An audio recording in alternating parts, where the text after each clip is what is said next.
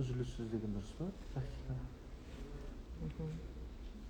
Үзіліссіз деген бе? Үздіксіз деген дұрыс па? Үзіліссіз. Үздіксіз деп жазады кейбір жерде. Қайырлы күн, құрметті біздің білім алушылар, құрметті студенттер. Біздің жаңа жылдағы алғашқы тікелей эфирімізге қош келдіңіздер. Бүгін біз сіздермен көктемгі семестрдегі оқу процесін ұйымдастыру бойынша, яғни аралас форматта біздің оқу форматы қалай өтеді? Осы бойынша сіздермен университетіміздің басшылығы сұхбаттасатын болады. Алғашқы болып сіздермен сұхбаттасатын, яғни сіздердің сұрақтарыңызға жауап беретін. Бізде академиялық сұрақтар жөніндегі проректор университетіміздегі Орындайқызы Жұлдыз ханым. Сөз сізде. Саламатсыздар ма біздің құрметті білім алушылар. Сіздерді келіп жатқан жаңа жылдарыңызбен құттықтаймын. Жаңа жылда жаңа табысқа жете беріңіздер. Ал құрметті біздің білім алушылар, Қазақстан Республикасының білім және ғылым министрлігінің 28 желтоқсанда өзгеріс енгізген 345 бұйрығын негізге ала отырып, ол коронавирустық біздің инфекцияның таралуына байланысты шектеу шаралары кезінде білім беру ұйымдарының оқу процесін іске асыру жөніндегі әдістемелік ұсынымдарды қарастыра келе, біздің Силковой халықаралық университеті 2021 оқу жылының 25 қаңтарынан бастап осы көктемгі семестрді аралас форматта жүргіземіз.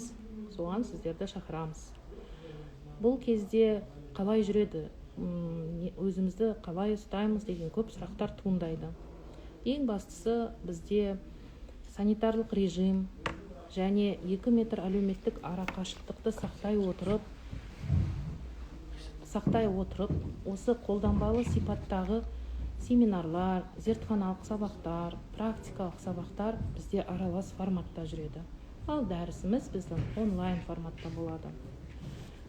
Құрметті біздің бірінші курс білім алушылары, осы біздің көктемгі семестрде қандай жұмыстар жүргізіліп жатыр? Ол үшін біздегі осы сабақты ұйымдастыру барысында оқу сабақтарын кестесін әлеуметтік арақашықтықты сақтап, бір студентке 5 шаршы квадрат метрді сақтай отырып, жылжымалы кесте белгіленеді. Яғни әртүрлі уақытта басталасыздар. Қоңырауға әртүрлі уақытта шығасыздар. Сонымен қатар, құрметті білім алушылар, аудиториядан тыс уақытта да, яғни коридор болсын, басқа да жерлерде арақашықтықты сақтауларыңызды сұраймыз. Сонымен қатар дәрістер арасында да үзілістер болған кезде, біздің сабақтар арасында үзілістер болған кезде барлық аудиторияларымызды санитарлық тазарту жұмыстарын жүргіземіз. Оның ішінде ауаны дезинфекциялау, желдету жұмыстары, кварцлеу жұмыстарын жүргіземіз. Осындай форматта, аралас форматта оқу үрдісін ұйымдастырған кезде, құрметті білім алушылар, сіздерден сұранатынымыз, міндетті түрде бетперделеріңіз болса, өздеріңізбен бірге артық болу керек, жиі ауыстырып, денсаулығымызды сақтап, өзімізді және өзге де қоршап отырған басқа да білім алушыларды, профессор оқушы құрамдарының денсаулығына зиян келтірмейтіндей, осындай сақтық шараларды толыққанды сақтап отыруымыз керек. Сонымен қатар университетімізде медициналық орталығымыз толық жұмыс істейді. Әрдайым сіздерге мүмкіншілік жасап, қызмет көрсету жұмыстарын жүргізіп отырады. Сондай-ақ тамақтандыру орындары да ұйымдастырылады. Спорт залымыз, спорттық басқа да қосымша залдарымыз түгелі де штаттық режимде жұмыс істейді. Өзінің кестеге белгіленген және санитарлық нормаларды сақтай отырып, біз сол жерлерге де сабақ кестесін қоямыз. Ал басқа да тәрбиелік жұмыстар болсын, басқа да біздің бірге жүргізетін іс-шараларымыз, олардың барлығын тек онлайн түрде жүргізетін боламыз. Ал енді бұл бірінші курс біздің студенттерімізге қатысты. Сонымен қатар бізде тағы да қазір өздеріңіз білесіздер, академиялық күнтізбелікке байланысты бізде практикалар ұйымдастырылып жатыр. Практикаларда аралас форматта жүреді. Оны сіздер өздеріңіз кафедра меңгерушілері және куратор адвайзерларыңыз жұмыс атқарып жатыр. Енді бұл егерде біз екінші мына жарты жылдықта көктемгі семестрде әрине жатақханамен де біз сіздерді қамтамасыз етеміз. Ол бойынша сіздермен уже жұмыс істеп жатыр біздің кураторларымыз және кафедра меңгерушілері де сіздермен жұмыс істеп өтініштеріңізді қарастырып, ондай жұмыстарды бастап кеттік, өздеріңіз де білесіздер. Енді қанша нақты 25 қаңтарда бізде көктемгі семестр басталады. Қай топ сабақ кестесінің барлығын осы аптаның соңына дейін сіздерге беруге тырысамыз. Қысқаша мәлімет осы, енді сұрақ жауаптарымыз болады. Қазір тағы да осы ақпаратты біздің департамент директоры Наталья Юрьевна орыс тілінде де айтып кетеді. Бізде білесіздер өздеріңіз. Басқа да топтарымыз бар орыс тілінде оқитын, және бізде қосымша айтып кетейін. Құрметті біздің шетел білім алушылары, сіздер онлайн форматта сабақ оқитын боласыздар. Наталья Юрьевнаға сөз береміз. Уважаемые первокурсники, Международный университет Силквей с 25 января 2021 года приглашает вас на учебные занятия весеннего семестра 2020-2021 учебного года. Учебные занятия у вас будут проходить в смешанном формате. Лекционные занятия будут проходить в формате онлайн посредством сервисов для проведения онлайн-конференций Zoom, Microsoft Teams. Практические лабораторные занятия будут проходить в традиционном формате в аудиториях университета с обязательным соблюдением мер профилактики и обеспечения санитарно-эпидемиологического режима. При формировании расписания учебных занятий университетом обязательно учитывается социальное дистанцирование. Это размещение одного человека на 2 метрах площади, а в лабораториях на одного обучающегося 5 квадратных метров. Это установление скользящего графика перемен. В перерывах между учебными занятиями предусматривается проведение санитарной обработки аудитории, включая обеззараживание воздуха, включая проветривание помещений. В штатном режиме будут работать медицинские пункты, пункты питания, спортивные залы.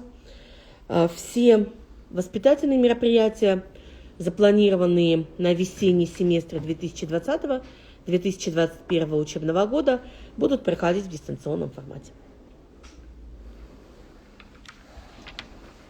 Енді құрметті білім алушылар, бізде мына жерде көптеген сұрақтар келіп жатыр. Сұрақтарға жауап бермес бұрын университетімізде жоғарғы білім орнынан кейінгі бөлім бар. Бөлім меңгерушісі бізде Зауырбек Талғат ағайымыз. Магистратура бойынша кішкене ақпарат беріп өтсеңіз. Саламатсыздар ма, құрметті магистранттар. Оқу процесінің кестесіне байланысты қазір көптеген сұрақтар келіп түсіп жатыр. Сол сұрақтарға тоқталып өтсек. Бірінші курс туралы айтып өтетін болсақ, қазіргі таңда бірінші курстарға 28 желтоқсан мен 15 қаңтар аралығында емтихан сессиясы болуда. Яғни осы апта емтихан сессиясы аяқталады. Емтихан сессиясы аяқталған соң сіздерге 2 апталық демалыс беріледі. Яғни 18 қаңтар мен 29 қаңтар аралығында сіздер 2 апталық демалыста боласыздар. 2 апталық демалыстан келген соң, яғни 1 ақпан мен 12 ақпан аралығында сіздер 2 апталық ғылыми тағылымдамадан тағылымдаманы өтуге жіберілесіздер белгіленген мекемелерге. Ғылыми тағылымдама аяқталған соң сіздер көктемгі семестрді 15 ақпаннан бастайсыздар. Яғни 15 ақпаннан көктемгі семестр басталады. Оқу процесімен қатар сіздерде үзіліссіз педагогикалық іс-тәжірибе қатар басталады. Бірінші курстың оқу форматын біз сіздерге қосымша тағы да хабарлайтын боламыз. Ал екінші курстарға келетін болсақ, сіздердің оқу жылдарыңыз зерттеу практикасымен басталуына байланысты 1 қыркүйек пен 23 қазан аралығында сіздерде 8 апталық зерттеу практикасы өтті. 26 қазаннан бастап 5 ақпан аралығында сіздерге қазір күзгі семестр сабақтары болып жатыр. Яғни 8 ақпан мен 19 ақпан аралығында сіздерде емтихан сессиясы басталады. Емтихан сессиясы аяқталған соң сіздер магистранттың ғылыми зерттеу жұмысы, яғни магистрлік диссертацияны орындауға жіберілесіздер 30 мамыр айына дейін. Қосымша сұрақтарыңыз болса, жазыңыздар, жауап береміз. Рахмет, Талғат Талапбекова. Құрметті білім алушылар, бізде анау комментарийға келіп жатқан сұрақтар бойынша кішкене жауап беріп өтсек. Жұлдыз Орынтайқызы. Құрметті білім алушылар, сіздерден бірнеше сұрақтар түсіп жатыр екен. Ұлттық бірыңғай тестілеуді қашан тапсырамыз деп. Тестілеу мерзімі 15 қаңтардан 20 қаңтар аралығында болады. Қосымша ақпаратты ұбт бойынша біздің университетіміздің сайтынан аласыздар. Тағы да сұрақ бар екен, басқа мамандыққа ауысуға сессияның әсері болады ма дейді. Әрине, өздеріңіз білесіздер, біздің бір оқу жылымыз 2 академиялық кезеңнен тұрады. 2 академиялық кезеңде 2 сессия болады, қысқы сессия және жазғы сессия. Бірінші сессиямызды толық тапсырып, сосын барып өтініш білдіріп, өзіміздің академиялық саясатқа байланысты пән айырмашылықтарына қарай отырып, өтінішіңіз құрылған комиссиямен қаралады, сосын ары қарай ауысуға болады, болмайды, өтінішіңіз қарастырылады. Тағы да сұрақтар бар екен, практика бойынша біздің оқу-әдістемелік бөлім басқармасының бастығы Мейрам Абдугалиевичқа сөз берейік. Практиканың ұйымдастыру бойынша қай кезде, қай кезеңде қалай болатынын қысқаша айтып өтеді.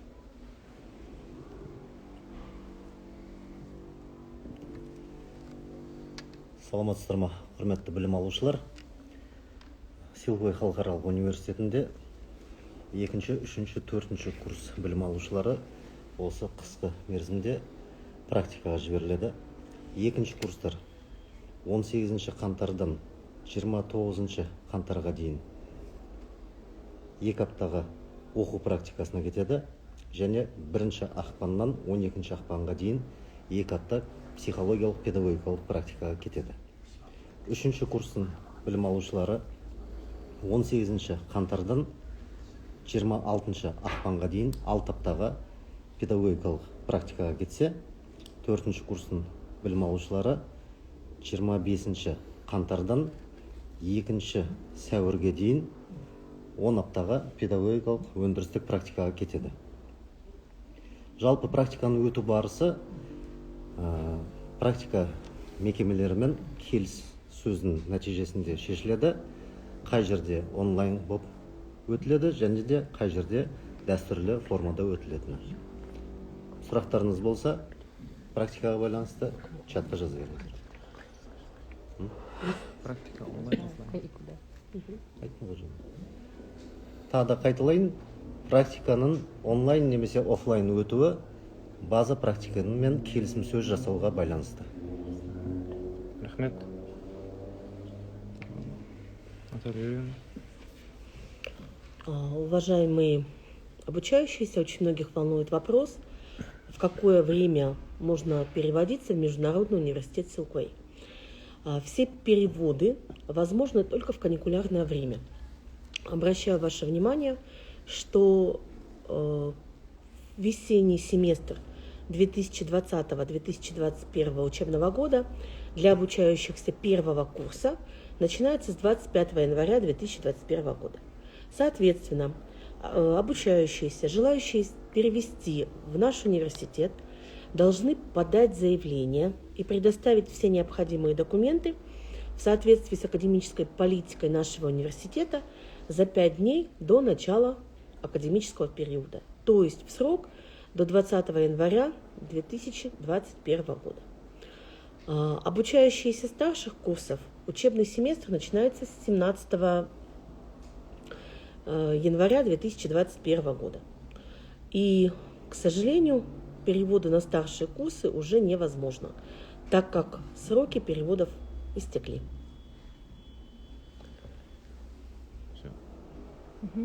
Давайте. Құрметті білім алушылар, мына жерде тағы да сұрақтар келіп түсіп жатыр екен. 3-ші курс білім алушылары, біз қашан оқуға келеміз деп, осы аптада біз барлықтарыңызға қосымша хабарламалар жасаймыз. Тағы да сұрақтарыңыз көбісі ОБТ бойынша болып жатыр екен. ОБТ бойынша ақпаратты біздің университетіміздің сайтынан аларсыздар. Енді тағы да өтініштерімізді қашан қарайсыздар деп жатыр. Жазылған өтініштерді қалай келіп түсті, сол күндері болмаса да ертесіне қарап жауабын жазып жатырмыз. Құрметті білім алушылар, өтініштеріңіз барлығы қарастырылып, оған толыққанды жауап көрсетілді. Сіздер ол жауаптарменен сіздерменен факультет декандары, кафедра меңгерушілері хабардар айтады. Енді рейтинг қойылмаса дейді, сессияға қатыспай қалсақ не болады дейді, 1-ші курс дейді. Сіздер білесіздер, 1-ші курста өздеріңіз оқып жүрген пәндеріңіздің 2 аралық бақылау болады, 1-ші рейтинг, 2-ші рейтинг, соның қосындысының орташа балының негізінде емтиханға сіздер 50-ден төмен бал алмауларыңыз керексіздер. Одан төмен бал алсаңыздар, яғни рейтингке жіберілмейсіңдер. Ондай жағдайда жазғы сессияда ақылы түрде қайтадан осы өтілмей қалған емтиханға жіберілмеген пәндеріңізді қайта қарап, қайта оқып, содан кейін емтихан тапсыру мүмкіншіліктерін аласыздар жазғы семестрде. Ал енді өтініш жаздық, хабар жоқ дегендеріңіз мүмкін жақын арада жазып кеткен шығарсыздар. Барлық өтініштеріңіздің жауаптары болады, өтінішке жауапсыз қалдырмаймыз. Біздің спорт залдарымыз істей ма дейді. Әрине, құрметті білім алушылар, егер де сіздер онлайн форматта, аралас форматта біздің университетімізде жұмыс істеп сабақ оқып жатсаңыздар, міндетті түрде ондай сіздерге жағдай жасап, медициналық пунктімізді де, асханамызды да, жатақханамызды да, спорт залымызды да жұмыс істейтін болады штатты режимде.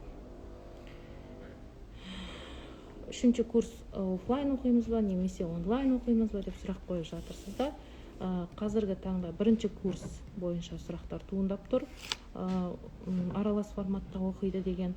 2-ші, 3-ші курстарға біздің Қазақстан Республикасының білім және ғылым министрінің бұйрығына сәйкес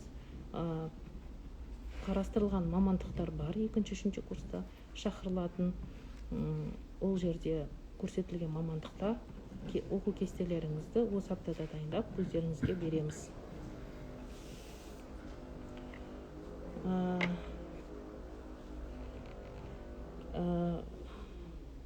Ғылыми тағылымада 1-ші курс магистранттарына қатысты. Қазір оны қосымша талап етуші тағы да түсіндіріп өтеді. Ол қазір сұрақ болған. УБТ бойынша сұрақтарды көп қойып жатырсыздар. Білім алушылар оны айтып өттім.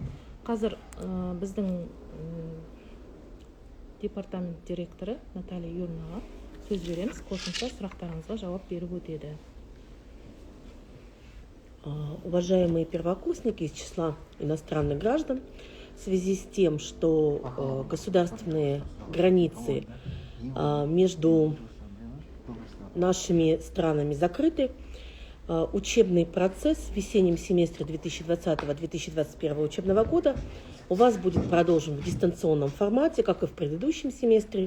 И как только откроются государственные границы, мы ждем вас в стенах нашего университета. Құрметті білім алушылар, көптеген сұрақтарға жауап берілді, сіздерге көптеген ақпараттар берілді қазіргі таңда. Алдағы уақытта сіздермен университетіміздің проректорлары, декандары тікелей эфирге шығып өздеріңізбен сұхбаттасатын болады.